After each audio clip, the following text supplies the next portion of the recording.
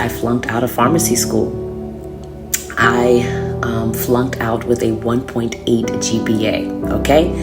And I've never actually really talked about this, but and so really quickly, I want to give some form of encouragement to those who did not have the opportunity to graduate this May. I know essentially graduation season is pretty much over for now, at least, but I know that there are some people that did not get to walk across that stage, and I used to be one of them, believe it or not.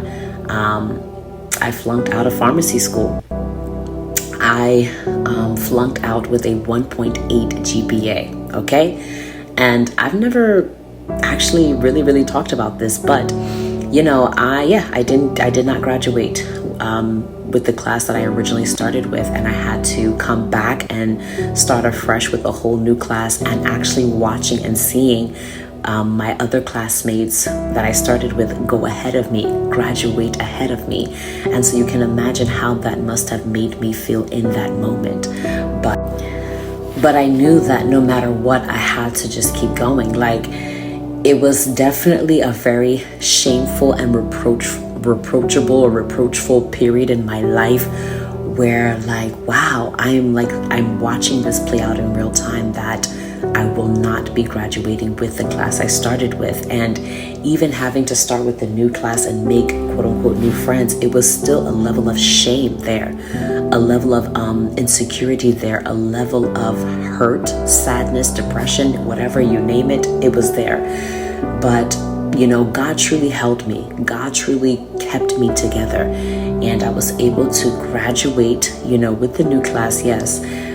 And I was able to essentially land a 6-figure plus job at the end, and really begin to establish myself as a career woman, in the healthcare field, at least.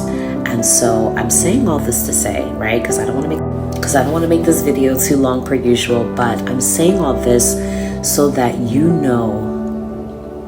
when God begins a thing with you, He will bring it to completion. There's a scripture that says in the book of Psalms 138 verse 8 that, He will perfect all that concerns me. Part B says that, at least. And, that is essentially one of my anchor scriptures, because it's like, if God, if you have put me on this journey, if you have brought me this far, then I know that you're gracious enough, you're kind enough, you're compassionate enough, you're sovereign enough to see me through to the end.